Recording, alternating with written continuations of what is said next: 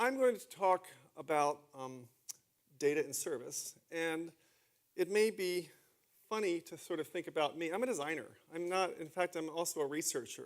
My background is human-centered design research. I went to the Institute of Design, learned how to understand, users and consumers and all that kind of stuff. And I'm a designer. I used to design clothes, so I'm not a geeky sort of data guy. But I did work for 5 years in a research lab at Accenture with a bunch of PhD, really, really geeky computer scientists who understood artificial intelligence and things like that. And I sort of learned to love and geek out on data. So now I think data is really cool, and actually data is the foundation of what new service design is about. Almost every new service, if you think about your lives, who here does not have a phone with them right now? Nobody. Oh my God. And how many times a day do you think you touch your phone? A lot. And what kinds of services, what kinds of companies have you touched with your phone in the past 24 hours? How many companies have you sort of somehow touched with your phone, whether it's your airline or whether it's the people you work for, or whether it's Facebook or whether it's Twitter, or I mean, how many companies can you think of that is just through that one device? So if you think about your life and data, that is the living, breathing soul of service evolution. So I think this is really important as a designer. I think we all sort of have to start geeking out on data because that's the future of where services are going. So that's what we're going to talk about. How do we think about it? This is, so I started reflecting recently on data in the past and sort of realized that there are sort of 4 eras of data and service. And I'm going to go through each of these, the 80s, the 90s. So in the 80s is when data really became accessible to lots of companies, because that's when sort of computers became widespread enough so that almost any company had access to data. Before that, it was sort of like mainframe land, and it wasn't very accessible. But in the 80s, marketers started sort of getting data. In the 90s, boy, PCs were everywhere. And then, so I'm going to go through each of these things. So data mining, it was really the first era, and that's when I had a good friend who was a mathematician, and she realized that she could make lots of money by helping companies understand their customer profiles that they had in tap in their computers. They weren't doing anything with it. They realized that they could start, as opposed to doing direct mail to everybody in the entire world by zip code, they could actually find you or you or you are the profitable customers to go after. And they could actually sort of understand that better. They could mine their own data. People like United Airlines could start differentiating their experience on people who traveled more versus less. They could keep a profile of those things. They could offer specials to them. And this is still going on. I mean, your mailbox is full of this stuff today. So one thing about these eras is that while they originated in the 80s or the 90s or the 2000s, none of it goes away. It's additive. So while it seems like this is a history lesson, this is actually, none of these techniques go away. Data mining is just as important now as it was in the 80s.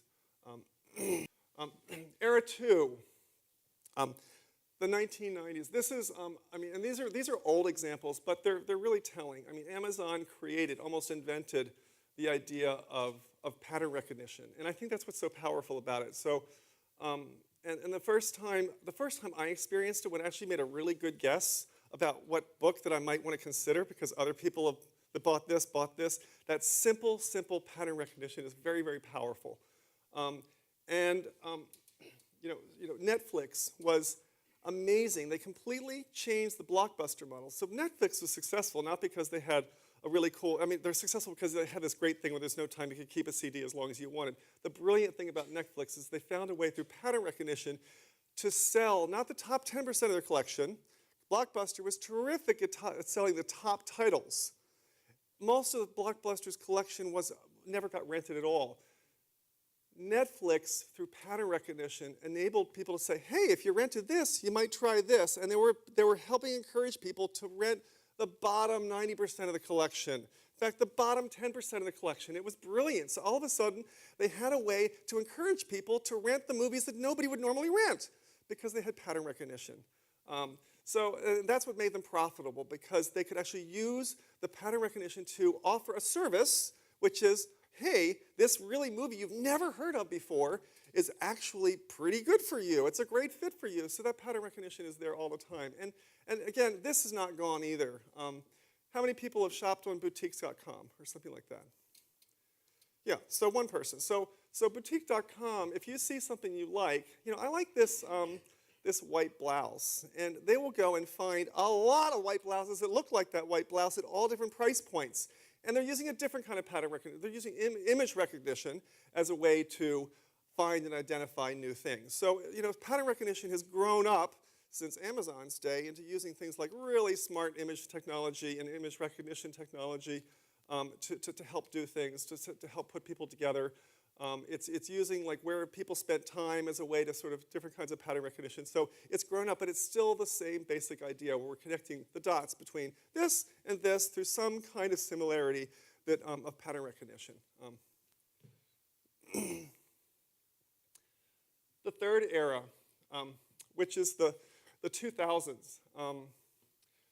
This was the age of personalization, when you could actually start doing things like airlines were brilliant at creating personalized services. As much as we hate airlines, I think that airlines are one of the best examples of creating personalized, tailored services. I can go online and select my own seat. I can tell them how I want an update of if my flight's late, whether it goes to my phone, my home, my email, how that comes to me. So I can tailor exactly how I want to interact with a customer. So they're giving me lots and lots of choices, very personalized way. And all this is sort of, again, leveraged by data. So the service is expanded by really understanding, keeping very intensive profiles of every single customer, so there's continuity as I go through the entire airline experience. Similarly, the example on the right is a service called FoodFlex. Who's a Dominick's shopper? Nobody shops at Dominick's? Dominick's grocery store? Dominick's. So Dominick's is a Safeway property. And Safeway, when you use your little, everybody uses the loyalty card. I have one in my wallet. You're stupid if you don't use that loyalty card because you're going to save 10%. You're dumb if you don't use it. Well, they finally figured out some interesting things they can do with that. So what they used to do is actually go back to, what they used to do is to give you the coupon, the receipts, and you get the coupons. That was like basic sort of like data mining, like, if you bought this, if you bought Pampers, we're going to give you a coupon for Huggies. That was sort of like, really basic stuff. And then what you can do with this is they can actually mine all the things that I've purchased, and I can set goals for myself to say, this is my profile. Like, I want to watch calcium, fiber, sodium, and they can analyze through the food labels of the bread I buy, or the vegetables, or the peas, or if it's fresh broccoli, or if it's olives. They can take those nutritional elements that are supplied by all the manufacturers that are on the labels and do an analysis of exactly, am I reaching the goals for these different kinds of elements? And they can track it for me. I can see progress over time. And they can recommend substitutions for me, saying, you know what? If you're trying to limit your sodium, the bread you're buying is actually a high sodium bread. You might consider this bread here. Or actually, if you're trying to hit fiber and you're buying like, Wonder Bread, they might suggest brownberry or something like that. So they can actually help you achieve your goals if you're using this service. So it's highly tailored and personalized. They're using data and they're offering new value to me by doing that. So the last era is the 2010s and open platforms. So there's a whole movement in the world right now of sort of open innovation, getting lots of people to participate in helping companies come up with ideas. They're bringing the world in. There's this whole sort of notion of a permeable company that, as opposed to sort of creating everything inside, is opening up their walls. Well, there's also a correlation, an analogy in data, in the data world. Who's heard of Apps for Democracy? Nobody, you have, yes. So it's a very interesting, there's this group, Peter Corbett in Washington, D.C., runs this company called iStrategy Labs, and he's just a visionary when it comes to thinking about how you can engage the population. So he got the government of Washington, D.C. to basically open up all of their data that they have, crime data, statistics on traffic fatalities, current, consumption of demographics, who lives where, census and demographic data. He basically, anything they had that was available, they put it on a public platform, and he set up competitions, like very, very little money, like, design a new service, like, how to go bike riding in DC. Another service was, if you're looking for a house, it was, so one is real-time crime tracking by area. So you can go to like a Google Maps thing, it'll show you, if somebody was raped there 3 hours ago, because it's a live feed from the crime reports from the police department. So he's enabled anybody to create an application with government data and put it up for public consumption. So essentially, and they figure that in one competition, like people are getting like, competition for like, great application, you get $1,000. It's basically nothing. I mean, for the value of it. They created millions of dollars in value for the US, for Washington, D.C., with basically people who wanted things to get done. We want these kinds of services, so we designed them. Isn't that cool that you can actually get people to tailor and design stuff that they want, because nobody else really, who knows better? And it's not like they're necessarily the best design things. In fact, there's a whole thing, that there's a whole second wave. Let's take these great initial applications and then maybe another sort of refine them and iterate on them and actually make them really, really highly usable, maybe, make them sort of design better. But the germs of letting people decide and help figure out what's really great for us. So there's this open platform thing is really quite compelling. And I think it's a trend. So then you put these things together, and so here's a model of sort of a trajectory of how these things might fit together. That actually, if you look at it and reflect over time, there's much more customer influence over the nature of the service. From basically with data mining, I have no influence whatsoever over the nature of the service. They're just sending me a discount coupon or a direct mail or something else. I have no influence over the service. Actually, with pattern recognition, with Amazon, I'm sort of influencing. If I buy something, it's going to change it. Or if I look at something and show interest in it, that will affect my profile. So actually, I'm interacting with it. I have more influence with pattern recognition than I did with data mining. When you go into tailored experiences, I'm very much in control about how I'm setting and interacting with my airline. So I have a lot more control. And when you get to all of the things like apps for democracy, we are the service. We're designing the service. So there's a whole lot of control. So there's a real trend in more user control in services over time. And the sources of input, at the beginning with market data, it's the sources of input are pretty much our databases. We've got these, databases of customer behavior, or customer records that we're going to mine to come up with the next thing. And then when you go up to pattern recognition, we're actually looking at lots of different inputs, things that people looked at, things that other people rated, things that the people purchased. So there's more fodder for pattern recognition and more sources. And by the time you get to tailored experiences, you actually have more because you have people's behaviors over time. You have people's preferences that they set. You have lots of different multiple channels that you can interact with, so many more inputs for data. And then by the time you get to open innovation platforms, in fact, they can come from any place. You can take people can mash up one data set with another data set that has nothing to do with each other. So that the source of data is actually unlimited. The sources could come from any place whatsoever, because the real trend there is that it's not one company's data, it's actually many companies' data. And the sources can be from people, from different organizations, from different universes in the world, mashed up together into a new service. So there's a real trajectory, and the customer engagement is increasing over time, where there's much more, users are actually more heavily involved in determining the nature of the relationship with the service provider. It's much more intimate than it was before. It's like before, they send me a coupon, do it or I don't do it. By the time you get to ask for democracy, we're actually engaging in designing the service itself. We have a different kind of relationship. If you think about, back before, the example on the right, threadless. So threadless t-shirts, it's like those are all designed by everybody. And people vote on them. This is the voting page where you say, this is a really cool design, print it up and we'll buy it. This is completely determined by the population of consumers as opposed to the company itself. 2 minutes, yeah. So here's a few takeaways for you to think about how you can bring this into your life. Every organization needs to approach data in a very intentional way. Right now, it's so strategic and so important for every service company to be conscious of having a data strategy. Before, I think that people were just saying, we're developing a service. If we can do something with data, that would be great. Now, intentional data strategies are really critical and important.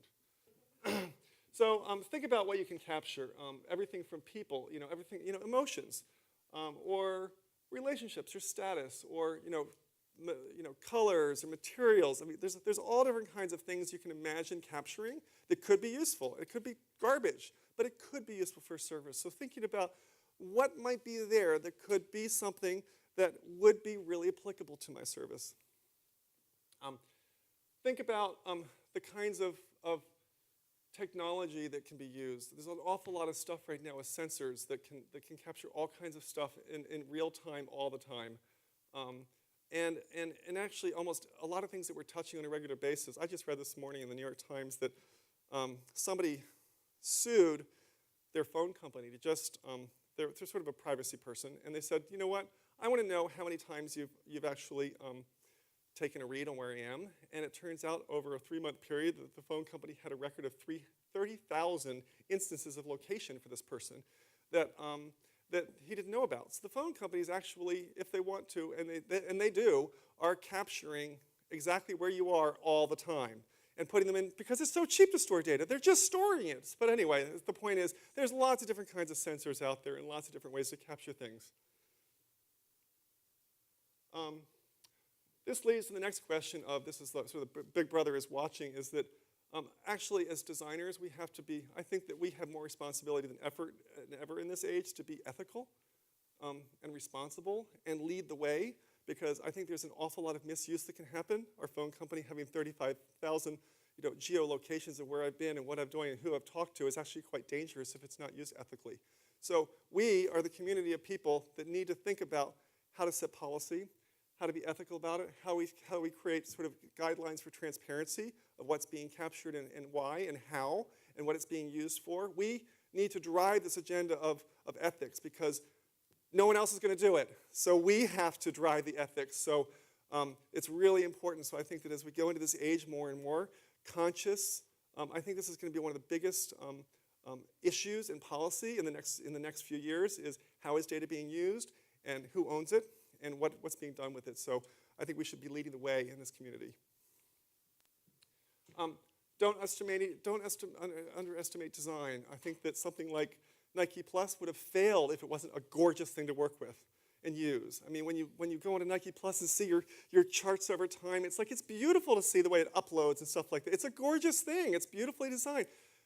Data isn't useful unless people want to engage with it. So beauty is, and really wonderful design of visualizations of how it's presented to people makes it actually useful. So great ideas, if they're not executed in a beautiful, wonderful, engaging visualization, isn't useful. And don't try to own everything, because basically in this age of data, people are going to tend to want to own everything, and you can't. You can't own it anyway, so don't try. In fact, being open, this is the age of permeability in organizations, and trying to say, oh, we own it, we own it, we own it. It's going to fail anyway, so don't try. And that's my last thing, and this is just sort of like, where's it going to go next? I actually think that ambient services are really going to start hitting their mark as a way to sort of thinking about, since sensors are going to be everywhere, so I think it's sort of cool to think about that. Thank you. Thank you, Mark.